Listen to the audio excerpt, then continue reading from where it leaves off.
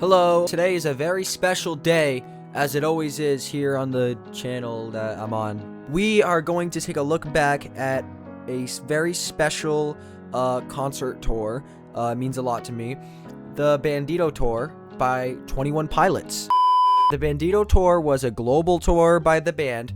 It was announced, I believe it was in July of 2018, alongside the release of Jumpsuit, Nico and the Niners, the singles for the album, as well as the album title, Trench, and the release date.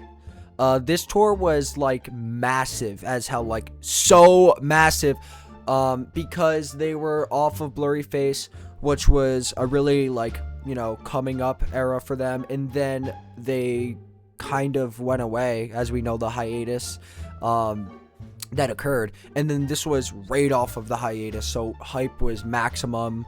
I remember when the singles came out, it was crazy. It was like chills down my spine. I was in middle school, and it was a great time. And then when they announced this tour, it was an arena tour bigger than ERS, which took place in venues that were around 10,000 cap.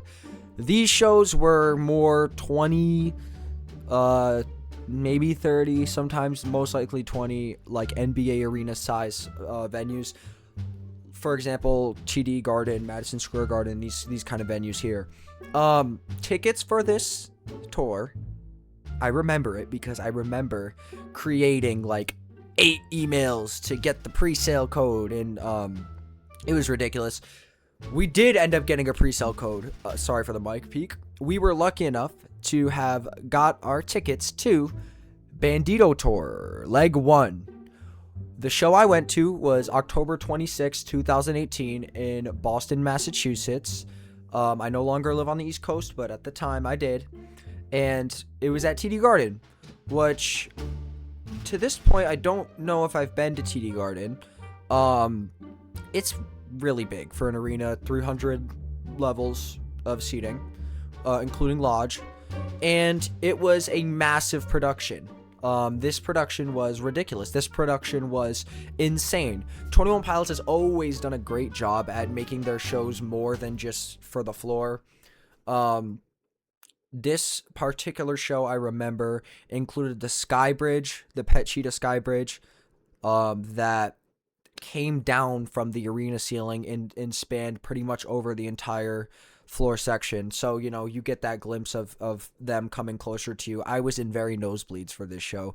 We were actually at the back wall of the venue in the 300s. With that being said, it was still a phenomenal time. They put on a fantastic show. Sound in the venue was great for where we were at. Shout out, you know, everyone doing sound, everyone working that show, TD Garden.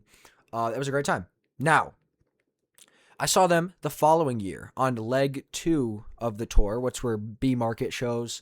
A lot of them at that. This tour must have been so tiring for them.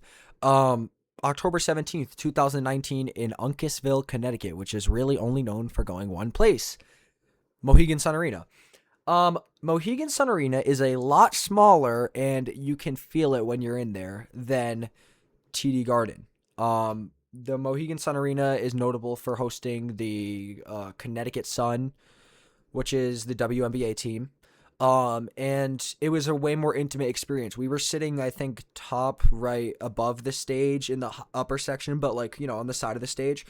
Not behind though, so none of the production was ruined. I think that it was really, really good. Similar show. This tour had different set lists, which we'll get into. Different vibe. There was no Sky Bridge. Production was scaled down a little, again, because of the size of the venue. I don't think that these things could happen. Nonetheless, a fantastic show. Just great. They always put on a great show, man. I wish they come back, but they need a break. Now, this tour spanned from October 16th, 2018 to June 30th. Or that's actually not true. That's what this says. It was more like December 2019. Wrapped up in a Chicago show, I believe, which was a Christmas show, which they were not. They might have been the main acts, but it wasn't a headline show, hence the smaller venue. Okay, set lists. This is the first set list for the Bandito tour. This is, you know, the Jumpsuit opening, the dramatic jumpsuit opening with like the, I think, torchbearer, and also the like sounds that were going on, like the horses and stuff. I really enjoyed that. And then, it's pretty standard here. Some things to know, I guess, would be Fairly Local, which is a song they don't really play anymore, including Taxi Cab, Neon Gravestones, Bandito. A lot of these songs aren't on the set list anymore, but these are all great. The B stage section, one of the best in their tour history. They did a few covers. I remember the covers happening. I remember kind of, it's okay that that's happening. I just think sometimes I can get a little bored with that, but it's like a 2-hour show. So give them a couple songs to chill out and do covers that they want to do. That is 100% understandable, and no issue with that. It was Morph Drum Island. It was Leave the City was in there. I even forgot about that. And yeah, this was a fun, stressed out intro. I don't know if you guys remember like the beanie falling from the sky on a string, and it was like Bad Boys for Life. No, that's ERS. Sorry, I'm mistaken. This was different. But this was also very cool. And we had the Oceania set list here.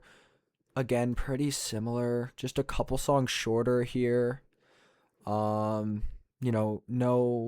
I think they cut the B stage or something in there. And then we had Europe, which was pretty similar. I think there's notable additions in Cut My Lip and Chlorine that weren't on the first one.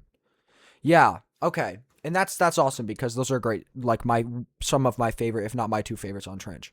South America, obviously, the set list here is going to be a lot shorter because these are festival shows, which don't allow for 2 hours of performance. Very Blurryface heavy here. Very Blurryface heavy. That's cool though. Second leg. So this is when I saw them in Uncasville, Connecticut, the world famous city, which has 24 songs on the set list. So this is a massive show that's happening. When you get to something like this, this is ridiculously just high in numbers. We have Truce. I remember the Truce sing along. That was really cool. Added Smithereens on the B stage, and yeah, we kept Cut My Lip. We kept Chlorine, right? I swear I saw Chlorine live. Yes, okay, I'm not losing my mind. Third leg set list. So the third leg was more B markets. I think that is the case. I actually might have saw them on this, because I remember Mr. Wives opened. So if Mr. Wives didn't open on leg 2, then it was leg 3 when I saw them. But this tour was actually scheduled to continue past this. Before I talk about that, sorry for the mic peak. Fall Away added Migraine, Tear My Heart, House of Gold. Fall Away, that rendition is beautiful. If you know, you know. Shout out Dr. Blum. Now, here are the shows that were canceled. Okay, so it looks like we had a bit more European shows, a lot festivals, some Russian shows, as in one. This is so interesting. But most of these look to be festivals. It sucks that they were canceled again. COVID-19 pandemic was the reason these were canceled. So to keep everyone safe, they ended the shows. Totally acceptable for that at the time. And this is kind of before they go into Scaled and Icy, which is crazy because they were touring for so many years that they almost bled into Scaled and Icy, which came out in May of 2021, as we know. With the TV performance that I watched with my family. That was super fun. But yeah, this tour, I would say, is one of, if not their best tour. We get the group at kind of a prime. We get Tyler and Josh at their prime. I mean, now, of course, they're getting older. You can tell that the years of performing are taking a bit of a toll on them by adding, a lot of backing tracks, a lot of production to kind of carry the work of what's happening. Not that they're not doing, I don't want it to sound like that. They're still doing something that is immensely grueling.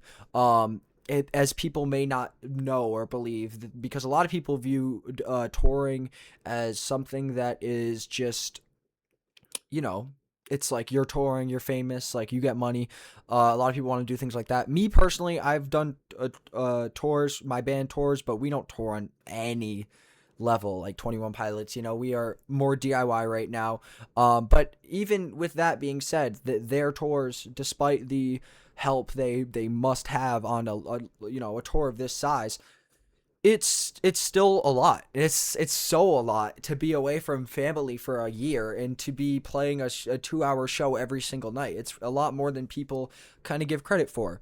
So shout out to the Bandito tour. Shout out to 21 Pilots. And I think they are kind of earning a little bit of a break here. They have festivals throughout the whole year, which I thought it was going to be like a couple festivals and kind of relax. Sounds like they're going all year. Like I've seen them on various lineups. But to kind of like get a closed out perception of this while we kind of wrap up here, 98 total shows. 57 in North America, 30 in Europe, 6 in Oceania, and 5 in South America. All of which being festivals to my best knowledge. Again, this is, I think, maybe their best tour. I really did enjoy Emotional Roadshow, but this is them at a very mature, they're getting into what it means to be a band that tours in arenas and is kind of very, very, very successful commercially with the release of Blurryface. Yeah, this tour was great. I want to do more tour cover videos, ones I've been to, ones I haven't. So if you guys want to see that, let me know. And as always, have a wonderful day. Like and subscribe. And thank you so much for watching. Yep.